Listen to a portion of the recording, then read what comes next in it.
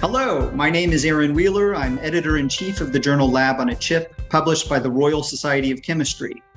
Today, I am pleased to interview the lead authors of an exciting perspective that was recently published in the journal, entitled Engineering a Sustainable Future for Point-of-Care Diagnostics and Single-Use Microfluidics.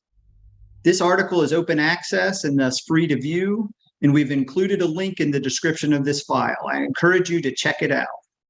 The lead authors of this intriguing paper are Professor Maïwenn Kersaudy-Kerhoas from Heriot-Watt University and Dr. Alice Street from the University of Edinburgh, both based in the United Kingdom. We are fortunate to have them with us today. So, what led you to identify diagnostic waste as a major issue? Thank you, Aaron. So in my case, there has been really two factors I would say would be decisive.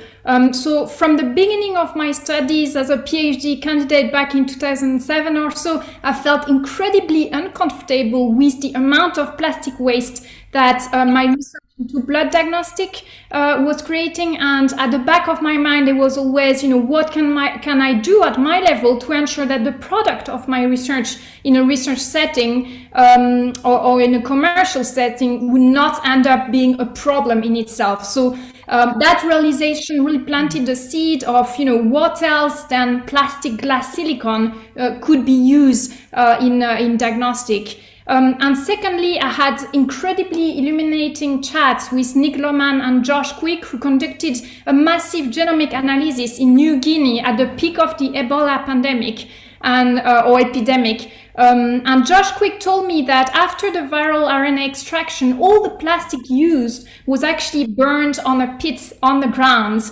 And that was incredibly shocking. And as soon as I heard these, I started gathering around me various experts, to look at funding to address these sort of issues. And it's around that time that I met Alice, who has her own sort of entry into diagnostic waste. Yeah, so I'm a social and medical anthropologist, and my work's been on global health. And in global health circles, there's this real momentum around trying to improve access to high quality diagnostic services in low resource settings. And point of care tests, which are kind of mobile, portable, easy to use, are seen as a major part of the solution to that problem. So in 2019, I was leading a team that was researching the use of point of care tests of various kinds in community health services in centres in Sierra Leone. And the team was really focused on the question of how these new kinds of technologies structure and change care and the way care is delivered. But while we were doing that research, what we were learning from the health workers working in these settings was actually just what a challenge it was figuring out how to dispose of these point of care tests. And, we started looking a little bit more into this, and we did a survey of 40 health centres across the district, and we found that fewer than half of those actually had access to a functioning incinerator. And as Maïwenn says, instead a lot of waste was being burnt in the open ground outside facilities, and actually a huge amount of waste, including hazardous waste and including needles, was actually making its way into municipal waste dump sites where people who are part of the informal kind of waste workforce were scavenging in these waste dumps and sorting through the material completely unprotected by hand. So this was really what made us realize that actually improving access to diagnostics in low resource settings isn't just a question of access, it's also a question about sustainability as well. Fascinating. I can't help but think that the two of you make such a great team on this interesting problem. You alluded to it, but tell me, is the perspective on diagnostic waste different in different places around the globe?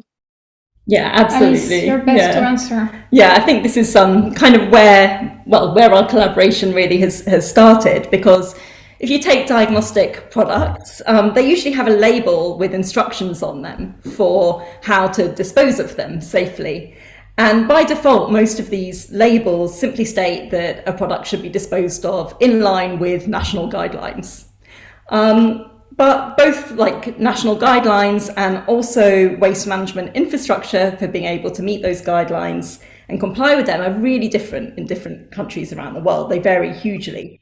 So for me, this like really poses the question of whether it's right that responsibility for disposal should just fall on national governments and countries where these things are being used. And where they end up, or like do some of these differences in regulatory and infrastructural capacity, should they actually be considered by developers and by manufacturers before a product even gets to market? And what makes me think about this is the fact that there are all kinds of other considerations about the context of use, which are absolutely designed into diagnostics. So whether that's questions, for example, of thermal stability, and the kind of temperatures in which these devices are going to be used. Those are designed into tests from the beginning. They're often part of target product profiles, for example, which sort of set out the goals before you can start developing a test. So my question is, why isn't sustainability, or why aren't questions about waste management and designing for places with limited waste management infrastructure a part of the premises we start with when we start designing these tests? Complicated questions indeed. So I think we have an idea of the problem. What are the most promising solutions to reducing the impact of diagnostic waste? So in terms of materials, I think there's a lot of new exciting ideas. Some have been around, for quite some time. For example, a sort of paper microfluidics, has been around for some time. And has many advantages, and I think it's a field that has really matured over time, and is really ready to be commercialized at high scale, and could really help to solve some of the diagnostic waste issues. I'm also personally really interested in bioplastics, so bio-derived plastic made out of natural materials rather than petroleum, for example, although it has quite bad press at the moment, but that is really because we don't yet have the infrastructure to have like proper waste management of these bioplastic. But as demand increases, as production increases, I think these will be really interesting, because they really act like plastic. They're rigid, and they enable really complex assays. But I think it's important not to consider solely the issue of material. As we point out in the review, there's also a lot of different, other ways to reduce the impact of diagnostic waste. And Alice, do you want to complement some? So we often talk about the need to reduce, recycle and reuse, but I think at the moment there's very little consideration given to any of these elements when it comes to diagnostics. So in the Global South, for example, the emphasis is really not on reducing use, but like increasing access to point of care tests. And recycling is really complicated when it comes to single-use diagnostics, when they might include hazardous materials, however sort of small those quantities might be. And in a recent report on COVID-19 waste by the WHO, they actually referred to lateral flow tests for COVID-19 as being recyclable, and there being a sort of missed opportunity here. But I haven't seen any examples of attempts to try and build recycling systems for lateral flow tests for COVID-19, despite the kind of millions of these, right, which are being, probably we're approaching billions now that are being distributed around the world. And as we know in the UK, what do we do with our LFTs, right? We throw them in our domestic waste bin. So at the moment, I do think that kind of with a lack of momentum in those other areas, there is a real opportunity for really thinking about the sustainable design of diagnostics as a kind of, a key element of reducing waste, even if it's not the only element. And I think people like Maïwenn and her team who are working with industry to try and develop commercially viable solutions to more sustainable single-use tests, that it's just such fantastic work, and really exciting to have found them. And collaborations are so important in that sector. And about the fact that we're so increasing the use of diagnostic, I must say that our colleagues from the African Society of Laboratory Medicine, so two of them participated to this perspective. They have warned us about sort of over testing and the concept of over testing and pushing diagnostics for commercial purpose. Has come up in our discussion. So it's really important that engineers, don't operate in their little corner and really sort of integrate practitioners, in the pathologies, that they want to address. So they have a full view and they really address the problem and also don't take part, in sort of that over testing aspects. I think our colleagues from the African Society for Laboratory Medicine have also really drawn our attention to the different kinds of waste that are generated by different kinds of diagnostics. And we've tried to reflect that in the review as well. So the kinds of waste generated by lateral flow tests, which, a lot of that is really about the kind of plastic housing around the test. That's quite different from the kind of waste that's being generated by the cartridges used in automated PCR platforms. And typically sort of the CFID cartridges for TB or HIV diagnostic have guanidine cyanide, and they need to be treated, in a special way. And there's quite a few anecdotes around this, with people having to drive to cement factory to find, the proper incinerator to sort these cartridges. And that was told by Zibo Siso, who's from MSF, and has contributed to this perspective as well. And the African Society for Laboratory Medicine have a wonderful webinar series, and there was one around 2019 or 2020 on diagnostic waste, and there were over 400 participants from all over Africa, from India and also from South America in that webinar on diagnostic waste. So that gives you an idea, of the seriousness of diagnostic waste and also the appetite of people to solve the issue and to find solutions. Wow, what a big issue and so many interesting solutions. Tell me, who are the disruptors in this area? And I think I'm talking with two of them today. So I really like the efforts that Ed Maïwenn put in his PMMA recycling article. And my own group followed up on this, and we demonstrated that commercially recycled acrylic can be used in conjunction with sort of common solvent-assisted bonding process. So that can really solve issue directly in the lab, but also, commercially. There's been huge progress, as I was saying before, into the field of paper microfluidics, started obviously by the seminal work from George Whiteside. And personally, at first, I was a little bit reluctant to believe in the possibilities. But, in particular for complex assays like DNA isolation. But the recent papers from John Cooper's team in Glasgow and others show that you can really achieve highly complex assays on paper. So I've come back to this, and actually I really hope the best for paper microfluidics to be, commercialized, because we haven't really seen commercialization in this area. Some work on cotton thread was quite interesting and intriguing, and we've included that in the perspective, though perhaps it's better into flexible garment for flexible sensing, this kind of thing, than complex diagnostic procedures. I thought the recent paper on wood microfluidic was quite fun, though this material presents, massive issues, but, nice challenges to overcome actually, and could provide, really rigid substrates in the end. And of course, there's also the industrial disruptors.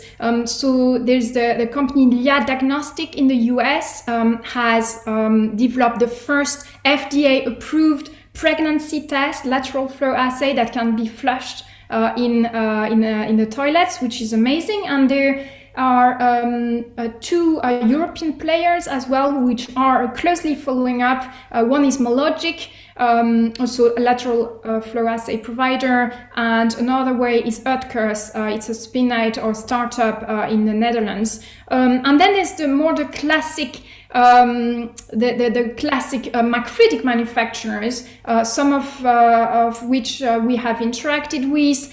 So this includes Stratec, who is also part of this perspective. We've also interacted with microfluidic chip shop, and actually I have examples here of chips that are made by microfluidic chip shop in biopolymers. So these are two different biopolymers, and they are really ready to offer to their customers, an alternative to the common plastics like, polystyrene or COC, COP.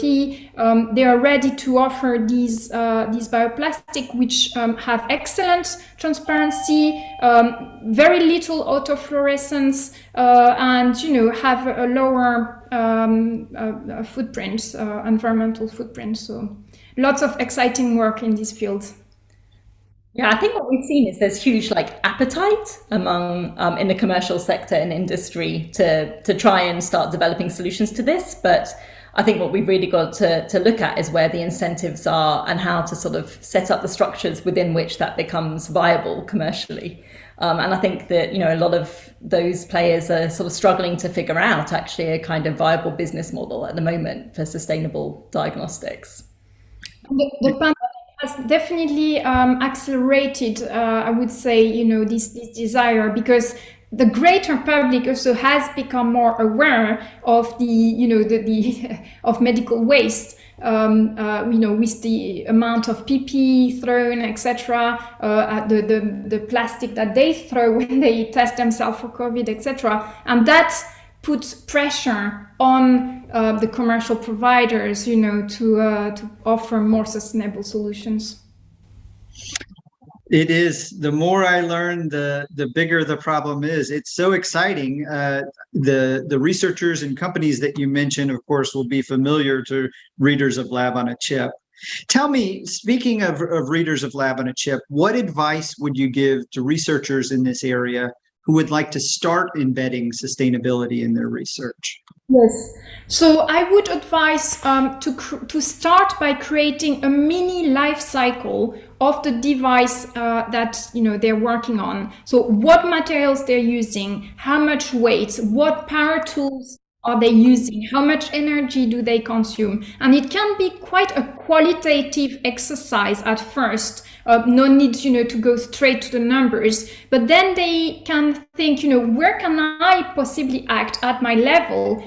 First of all, do my device has to be single use? Could it be reused easily? Of course, in diagnostic, that can be really a challenge, but there are other things. Could they swap some materials? Could they use less energetic procedures? Could they shorten a procedure? And, if devices are commercialized, what would the user have to do, to safely handle the waste? And, this already is a first step, awareness. And then they can consider partnering with LCA specialists in their institution, so life cycle analysis specialists. They're often students in manufacturing programs that will have to run this LCA, and so they could partner to understand, where to start in terms of swapping material or swapping procedures, etc.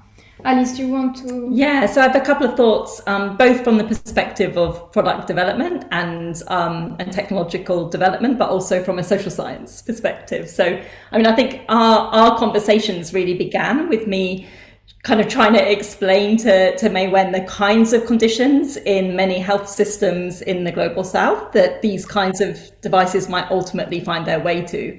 And to kind of really try and visualize the actual conditions in which these things are going to be used. So what kind of infrastructure is already there, who's going to be using them, what kind of setting is there, what kind of PPE people might have available to them, what kind of waste management infrastructure is there on the other side. And that was where many of our conversations began. So thinking about the life cycle analysis as not just being about a kind of quantitative LCA, like formal LCA practice, but also sort of thinking more qualitatively about like what is the actual sort of place of use going to be like for these devices, and how might that be different in different parts of the world. But then from a social science perspective, what's really interesting is I wasn't thinking about questions of sustainability at all when I started doing my research. I was interested in questions of care and how these diagnostic devices might actually change the ways in which people are being cared for in low resource settings. I sort of came to this project. I mean, I was sort of forced into thinking about questions of sustainability by the people that we were working with. But on reflection, I think it really would have been kind of good if we'd actually had to think about questions of sustainability at the very beginning of our project. So for many research projects, we're already asked to consider issues like gender parity, like at the outset of every project that we design. So ethics, exactly, right? So there are certain sort of things you're asked to consider. And, why shouldn't sustainability also be one of those? And I think if I had to think about sustainability at the beginning of my project, even though I thought it wasn't relevant to the project, I would have found very quickly that it was, and that might have actually fed into my research design from the beginning. So I'm taking some notes for my own research group. Thank you for these ideas. Globally, what does a roadmap to sustainability in this area look like? Yes, so I think the first thing is that funders need to recognize that sustainability is not a siloed activity, and it is something that you inherently pursue with multiple partners. And to be honest, sustainability can often be a sort of mundane activity, and useful investigation, useful data will be often novel, but not novel as engineers intend. And I think journal editors also have to recognize this and accept that maybe some of the shift is put on acquiring data to better understand the sustainability issues, and a lot of work needs to be done in collaboration, with social scientists, so we understand, what is around the diagnostic, where it starts in terms of manufacturing and where it's going in terms of waste.